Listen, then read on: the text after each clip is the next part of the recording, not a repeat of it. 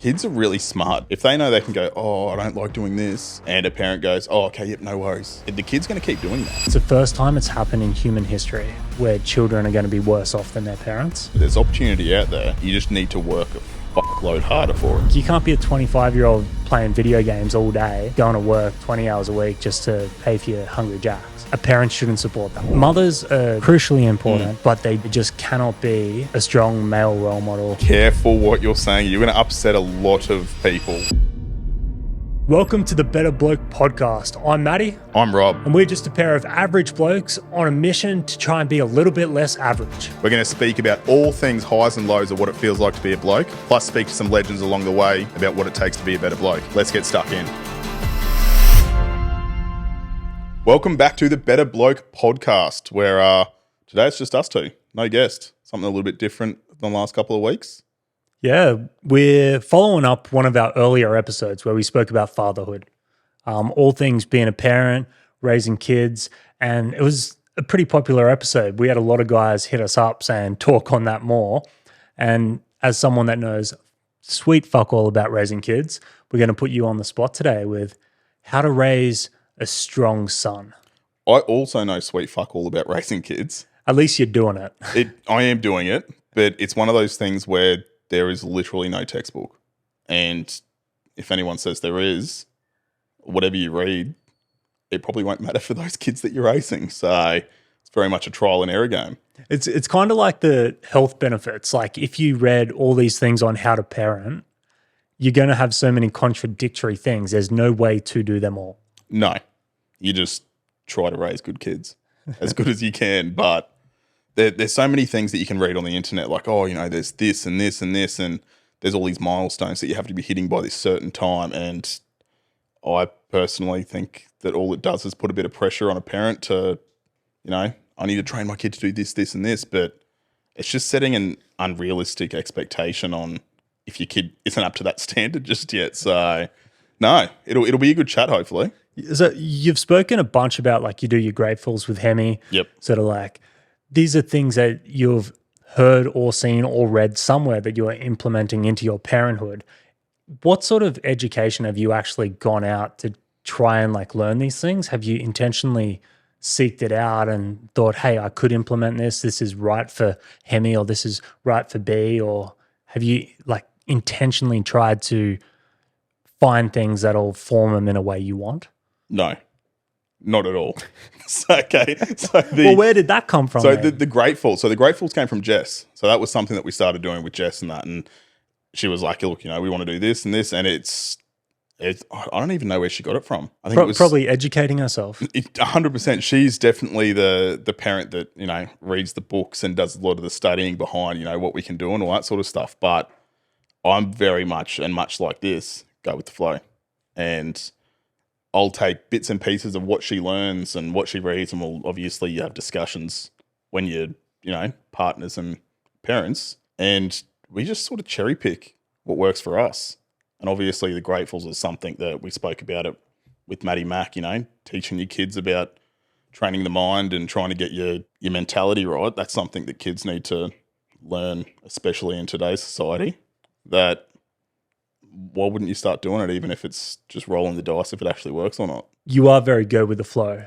You do it off feels, but I think you like get those feels and you know if something's right or not. Yeah. We're going to talk about specifically like raising boys, because I think that's something, you know, we're trying to raise the next generation of men in a society that's not like it has been before. What are some of the things you do to balance compassion with not training weakness? Because kids, obviously, they need compassion, they need support, they need help, but there is probably a level where, you know, you can overdo it, and then you're training kids that, you know, don't have to solve their own issues. They don't have to go out and, I don't know, feel the pressures of the world. Is that something you're dealing with yet? Because they're still pretty young. They are still young. So if we're talking about raising boys, so Hemi he'll be 9 very, very soon. And it's something that, well, that's the whole reason we got him into boxing. It wasn't more so for, you know, the ability to be able to, like, you know, defend himself and all that. It was more so for the mental strength that it brings along with it. So I think it is a very important thing to be able to sort of know the compassion without the weakness and all that. Because I don't see compassion as a weakness thing. It's everyone should have compassion and be able to show empathy and all that sort of stuff. But you still want to be a man and not show that, I guess, emotional vulnerability, if that's the right way to put it. I don't know. You're a lot better at expressing these things than I am. We can get into emotional vulnerability in a little bit, but on the compassion thing, because I can't really talk because I'm not raising kids, right? But I see things of how people are doing stuff with their kids, and an example would be, say, you got your little kid anxious, doesn't like sports, say, and swimming carnival comes around. The kid's like, I don't want to go. And they're like, that's all right. I'll let you chuck a sickie because you don't want to go. And that it's kind of the parent is allowing them to back away from a situation which would make them feel uncomfortable from a point of compassion.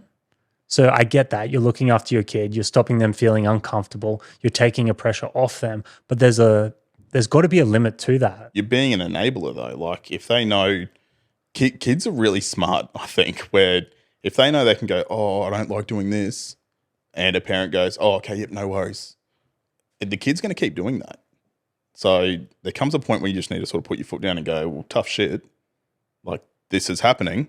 You're doing it. Well, that's the question. So where does it change from compassion to holding the line of being a parent and saying, this is the pressure. This is what I'm putting on you. I'm pushing you out in the world to experience it, deal with it, and learn with it. Like, are there situations you're having to deal with already at 9 years old where he doesn't want to do something, but it's going to form him into the bloke that you want him to be? I mean, every parent will have to deal with that with kids. And I think all we need to do is look out at society now and see all these kids just running amok. And I think that's got a lot to do with the parenting going, oh, no, it's okay. I don't want to hurt your feelings. Fuck that.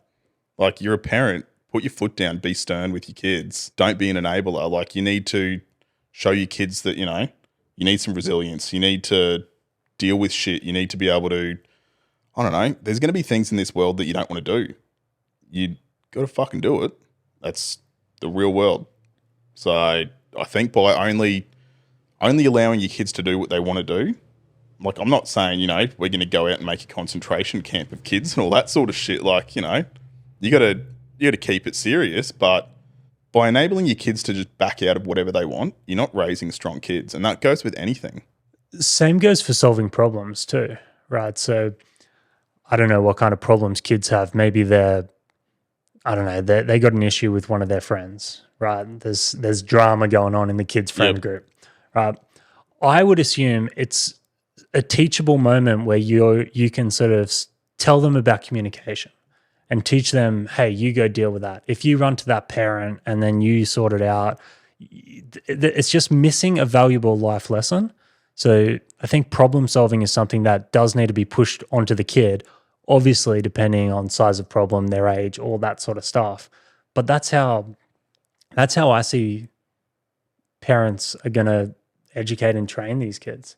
A lot of the stuff that sort of we're talking about, it's not something that you like think about before it's happening or as it's happening. It's just something you subconsciously do, I think, depending on where you sit as a person. Where, I don't know, if you've always been pandered to and, everyone's like, oh, I don't want to hurt your feelings, this, you're going to then go and do that to your kids too. So you just sort of, I don't know, weakness breeds weakness. But if you want to build strong, resilient kids, like, teach them about the real fucking world. Like, it's not, good job, you've done this, you're going to get the same as the person that's gone out and worked their ass off and crushed it. That's not how it fucking works. Like, if you want something, you work for it. It may not be that I'm just going to get gifted this, because you don't get gifted shit. Like, I think you need to teach your kids real world shit to an extent. Obviously, you don't want to go throwing them in the deep end, showing them some hectic shit from an early age, but you can't do that. And I think that's what's wrong, is kids don't have resilience. And we spoke about that a few months ago. Kids need more resilience. People need more resilience, but it starts with the parents. Like, they're the next generation. It's a bit early, but have you thought about sort of a time frame that you would put Hemi out into the workforce? It depends if I want to get the Valiant built or not. You know, it's no, it like that's the thing. It's all going to come down to like situation things. Like if he, what's the age now? Is it 13 and 9 months or is it 14 and 9 months? It depends on industry, but yeah, 13, Like 14. if he wants to come home one day and go, okay, I'm this age, I want to go get a job now. Sweet, awesome. If he's, I don't know, just say like he's pretty big into his sport and all that sort of stuff. If he's training like pretty heavily with his sport and he wants to keep training without working, no issues. Like, you know, he can live at home and keep training and whatnot because he's still putting the work in. If he wants to sit at home and do sweet fuck all and not get a job, no. I feel like that's when you put your foot down as a parent where your kid's your kid at the end of the day. Like you still got to set an example and go, hey, this is what's happening. If you don't like it, go find somewhere else to live. And then they quickly learn that, oh, fuck, I can't afford anywhere else to live. That's not something I've had to think about too much, being that he's only 9 years old. But yeah, I guess that's how I would approach that situation. Yeah, you're not going to charge him rent till he's, 11? Maybe not 11, maybe like 10. 10. Yeah, time's pretty tough. That's fair. But we'll see what the interest rates do. Annual increments. How old were you when you moved out? I went to boarding school when I was 14. Yeah, okay, shit. And then I graduated when I was 17 and I moved down to Brisbane by myself. Yeah, so fuck. I was out pretty early. Obviously, boarding school is a bit different. You know, you looked after and all that. And then college was kind of the same. Then I went to the mines. So I had a long period where people were just feeding me. But yeah, see, I was different. I didn't. I was at home a fair bit, so probably explains a little bit the difference between us. probably. But we are seeing so many kids staying at home for so much longer. And I don't think it's always a very good thing. I think it comes back to this compassion coming from the parents. Yeah, Yep. great. Okay, rent's expensive. You know, maybe you're supporting them while they study, all these things. But there is a time where they're taking the piss. They're not like, you can't be a 25-year-old playing video games all day, going to work, fuck all, 20 hours a week just to pay for your Hungry Jacks. A parent shouldn't support that. That's my views. Look, I agree with you, but in saying that, it's if there's a kid that's trying to get ahead and they are working and they're living at home while they're working and doing all that sort of stuff, I agree with them being there because, like, fuck, times are tough now, man. Well, look, If you're like a young, let's just say 21, 22, and you've got 3 mates that you want to move out and rent a house with, rent's like $600+ now in Brisbane. oh, it's more than that on the Goldie. Like, that's fucking disgusting. How are you supposed to afford that if you're an apprentice and you're making $400 a week? Like, everyone's, like we've spoken about so many fucking times, everyone's financing shit and doing this and that just to try and sort of live above their means. I reckon that's a lot of the reason why people are staying at home, just to be able to afford their shit now. I think if there's a good reason. So a finance Land Cruiser is not a good reason. No.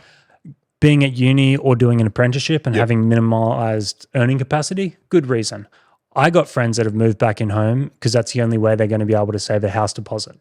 So they're like, we'll do a year with my parents and I'll put aside 40 grand. Great reason. All right. Makes sense. But if it's because it's the easier option because you're not letting yourself be capable to be better, wrong way to do it. Yeah, pull your head in. Yeah. Because your parents aren't going to be there forever. And, you know, you need to stand on your own 2 feet. And I think as a parent, you need to be able to say that to your kid too. Yeah. Like, that's one of those hard conversations that you need to have because you probably haven't had at a younger time to try and build their independence up. Well, you could do it passive aggressively and just keep raising board and just then make them pay more and more bills and then just price them out of your place because you live in a nicer place than they should be living in. And then they got to move to Logan. Or you could just teach them about the real world and be like, hey, they rock up home one day and there's shits in the front yard. Preparing them for divorce. I like it. Yeah. Yeah. Every year it's going to keep going up. The job thing's interesting because I got a lot of mates and they are dealing with it in different ways. And I can see all points of view. Like one of them, his kid's 17, never had a job. They're pretty well off. And he said his primary job is to get good grades in school. Yep. Which is fine. Like value education. I value education. It's great. But what we're kind of seeing now is that he doesn't have the social skills of dealing with adults all the time that, I was working in a convenience store when I was 13, had to deal with people. And I think it kind of helped. And also now he's Kind of helped. You're still pretty awkward with people. still awkward with people, but I can do that if I have to. Yep. And also, like, now it's like time to get a job. He's like, well, what do I do? He's like thinking of starting a business, but there's no life experience there. He hasn't done anything. It's not about the money at that early age, right? I would think like you would send your kid out to do something for the purpose of them doing something. Obviously, if they're bringing home $80 a week, great. It'll allow them to do what they need to do, but it's not going to change anything other than teach them life lessons. Yeah. No, and I think life lessons is the biggest thing where it's like your first job. That's never going to be your career. I mean, if it is, good on you. But you get into your first job as a stepping stone. I think everything in life is a stepping stone. Like no one's going to find, it's no different to what we speak about with purpose. Like no one's going to find their purpose off the rip. They never might. Very rare. I definitely didn't. Absolutely exceptional circumstances. Yeah. But TikTok's available now, so they could be a millionaire before they're 16. See, that's a whole nother thing. Where I've spoken to Hebby just like, mucking around like, oh, so what do you want to do for a job? And obviously kids, it changes all the time. But there was a time when he went, oh, I want to be like a YouTuber. I'm like, no, you don't. Like, that's not a job. Daddy's a YouTuber now. Here I am sitting in front of a camera doing this shit. So, I can't sit there being a hypocrite now, can I? If he wants to be a YouTuber, yeah, good job. It's way worth it. But I don't know. I think you can't not let your kids do what they want and not figure it out on their own at the same time. Like obviously you can help guide them into making less mistakes, but you still want your kids to make their own mistakes and learn from it. Because if you're just sitting there, and this comes back to that whole, not letting your kids get into situations or being a helicopter parent and all that sort of stuff. If your kids don't fuck up, they're not going to learn. Or they're just going to think that there's no repercussions to what they do. So they could go, oh, and you pull them out of something before it actually goes wrong. They're going to go, oh, I can do that again. You may not be there to pull them out of that again. So what's going to happen then? That's life. Just, let your kids fuck up and figure it out on their own. Obviously, to an extent. Yeah, little things like failure in sport or job or whatever. Like it's a lot better that they fuck that up when they're 14 and they come home and, there's a meal on the table and it's fine. Yeah. It's fine, okay? We got you. It's good. Learn to deal with that. It's not going to happen again. That happens when they're 22 and there's no mum and dad anymore. Yep. They're going to have an existential crisis trying to deal with, where's their value and all this sort of stuff. So it's life lessons. I'll keep going back to that. I mean, in saying that though, if they get to 22, there's no mum and dad to fall back on, and then shit hits the fan, it's kind of a good learning lesson. Like pressure makes diamonds. Yeah, but it's a lot of pressure quickly. Yeah. What you're talking about is like, little stepping stones all the way through, right? And you're building over a decade or more like this man. So when Hemi does get to 17, 18, he's going to be a fully sort of fledged member to go out into society. He'll still fuck up as we do. Everyone fucks up. But ideally smaller fuck ups and more capability of dealing with that. Yeah. I think the biggest thing and I spoke to the brother-in-law about this because he's only a recent father, where something that we sort of both spoke about is, and I'm sure actually I'd like to get your feedback on this too. So as, I'd say a parent, but as a dad, which I can relate to, is I'm training both of my kids or trying to teach both of my kids to be like a better person than what I am. Like what's your views on that? Yeah, I guess all you want for your kids is to do better than what you did and had. I think that's fair. My dad's a funny one because he's a tradie. He installs duct air conditioning. He's a sheet metal worker.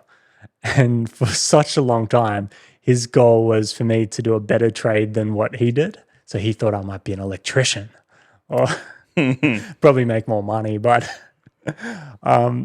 so even in that old school mentality, it was still looking for something better. Like made sure I got educated, made sure I stayed in school the whole time and just had a better life in general. So from my personal experience of how I've grown up and viewed the world, that seems to be the case. Yeah. And it just seems like a realistic goal, right? Interestingly enough, our generation, we're both around 30. Our generation is going to be the first one that has a lower standard of life than our parents, just because of how the economy's gone and things that have changed. And it's unprecedented. It's the first time it's happened in human history where children are going to be worse off than their parents. Obviously, exceptions to that. There's a lot of opportunity out there, but it's getting hard. It's getting very hard. But in saying that, I don't think, like you said, there's opportunity out there. You just need to work a fuckload harder for it now, though. That's the thing. And even if you do work harder, it may not pay off. That's the realistic things of life, I guess. Like, those that work the hardest may not get what others get. That's part of life. Yeah. How does that feel, like having these kids growing up and knowing like, shit, they're going to be doing it kind of tough here? I mean, are they? That's where it all comes down to raising them, though. Like, I want to raise my two that, you know, they're going to be just like absolute weapons of people that, despite the tough times and the hard times that they may come on, like it may get better. We don't know what the future holds, but I want to set them up with every, opportunity and availability to themselves that they can, crush whatever it is that they want to do. And that's, like I said, that's the whole goal of being a parent, is raise strong kids. I don't have the kids, obviously, but I would still have this fear.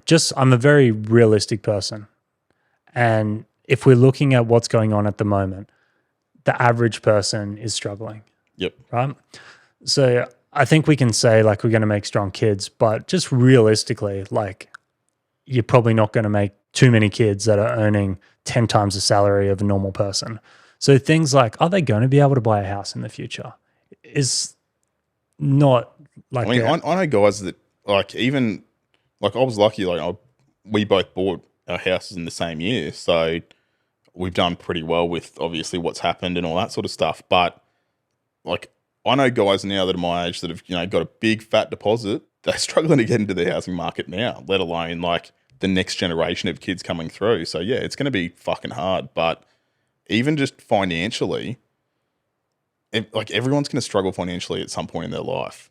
That's where I think that you can't just look that far ahead for your kids and go, oh, how are they going to get a house? How are they going to do this? You need to set them up for more in life than obviously just being financial. You can't just put the expectation of being successful as financially stable. I think there's more to it than that. That's fair. Slight diversion on topic. So with Hemi, you're trying to raise a boy that's strong. You want to make him feel capable.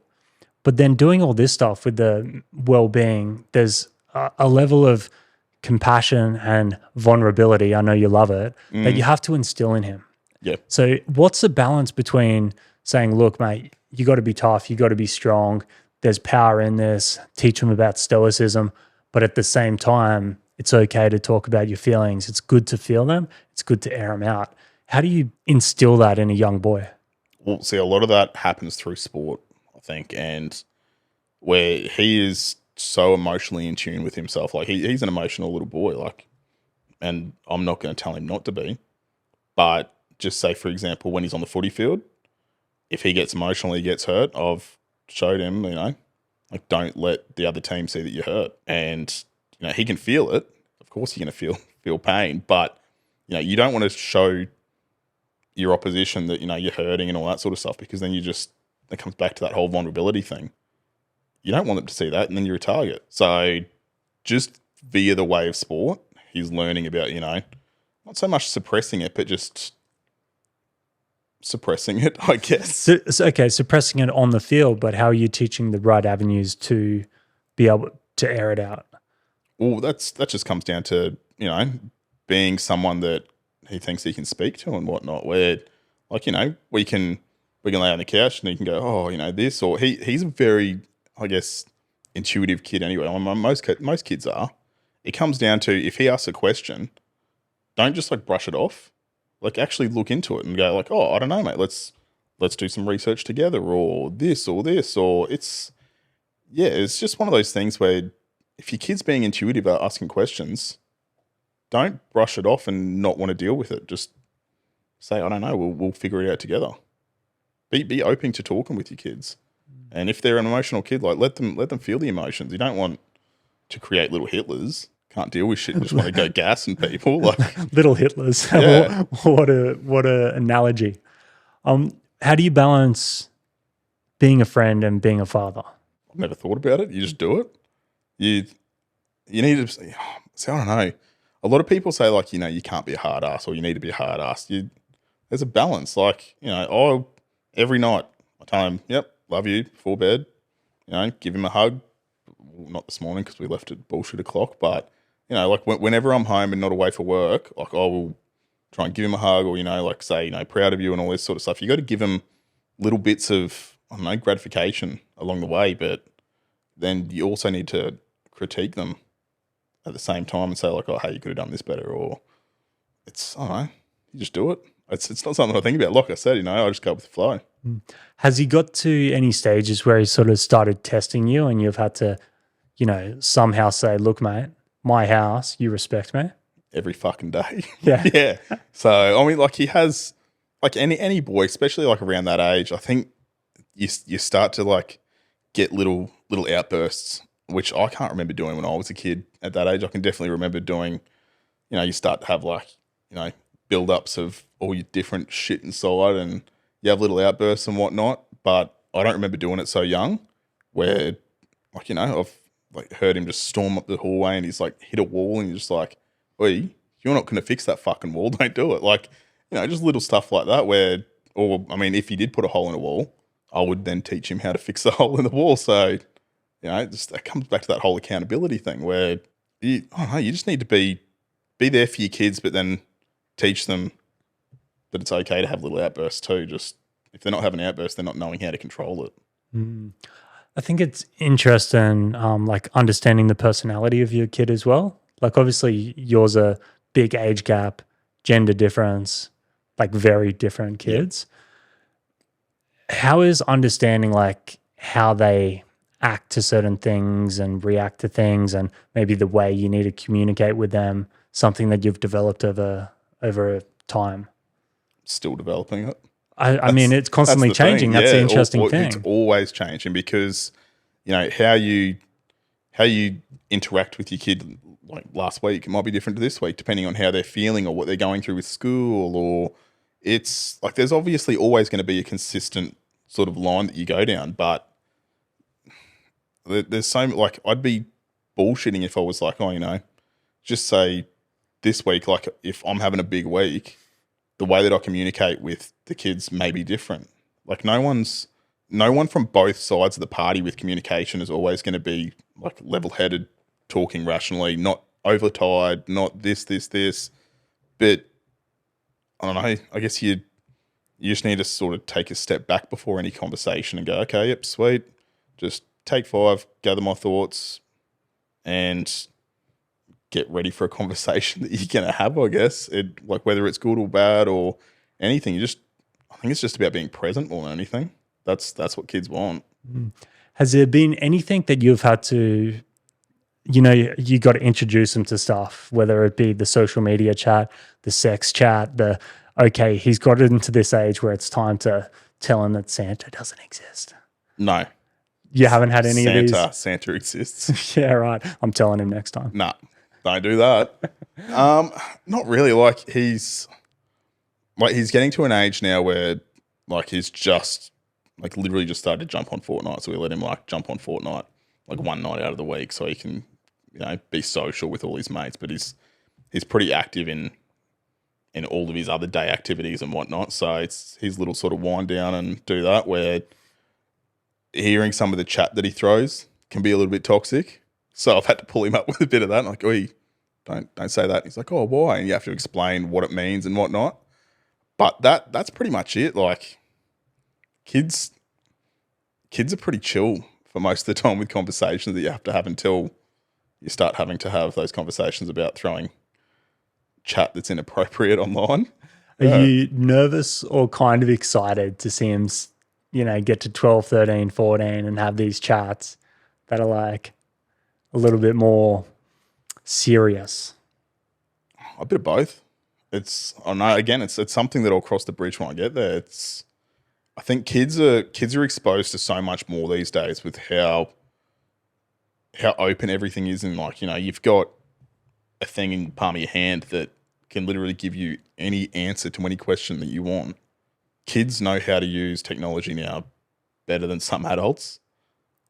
I think a lot of the questions that you're going to have to be explaining to kids, I think the parents are going to have to do a lot of research on now too, because like there's some shit that I was only learning about the other day when I was speaking to other boys, and they're like, "Oh, there's furries." I'm like, "What the fuck's a furry?" You should know about furries. Oh, should I? Yeah. Yeah. Okay. No, I don't know about furries, but like it's all this sort of stuff where like the environment around us, like the entire world is changing, where I don't think like a birds and the bees conversation is going to be as simple as having a birds and the bees conversation anymore. There's so many different things in play now that I think the parents are going to have to learn about too, as well as trying to figure out how to explain that to your kids in a way that makes sense.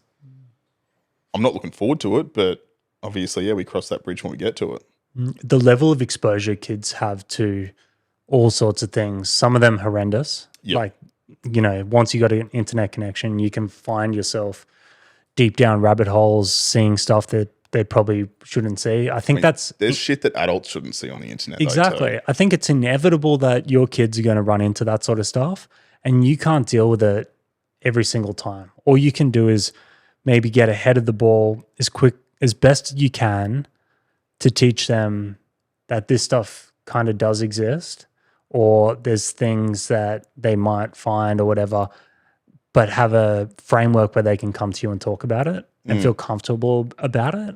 Well, I think a lot of that, like you can limit a lot of that with just screen time in general, though, for kids. Like, I'm lucky where my two don't have too much screen time anyway. Like, little B, she might watch, I don't know, Miss Monty or something like that while she's getting her hair done, just so she can sit still. But like that's essentially it. Like, we're not sitting down in front of a TV for hours on end so we can get other shit done. It's, if we want to keep the kids entertained, we go out and fucking do stuff with them. Like, it makes sense to me doing it that way. It does at that age, but inevitably, like, Hemi's going to be going to school with a phone. Yep. In the near future, and once that happens, the curtains are open.